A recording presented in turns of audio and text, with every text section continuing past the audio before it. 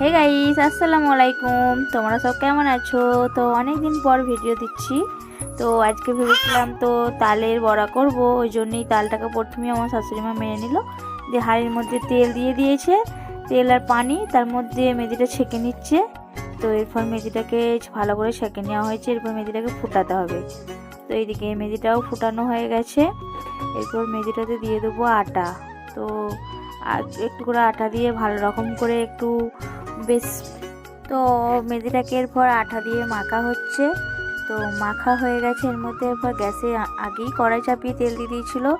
তো এরপর সব ফুলুলিগুলো দিয়ে দিয়েছে, আর দেখো লাল লাল করে ভাজাও হয়ে গেছে। তো তালের বড়া এবছর এখন আমাদের এই ফার্স্ট হয়েছে। আর এদিকে আমরা নারকোলটা আগেই ছাই করে রেখে দিয়েছিল, তো তার মধ্যে দিচ্ছে। এদিকে করছে সিম পিঠে। তো পিঠেগুলো একটা একটা করে করছে, আর ফুলিটা দেখো কত সফট হয়েছে, তাই না? আর এদিকে পিঠেগুলোও করা হয়ে গেছে, এবার পিঠেগুলোও থাকবে, ওই জন্যে গ্যাসেতে দিয়ে দিলাম কড়াই।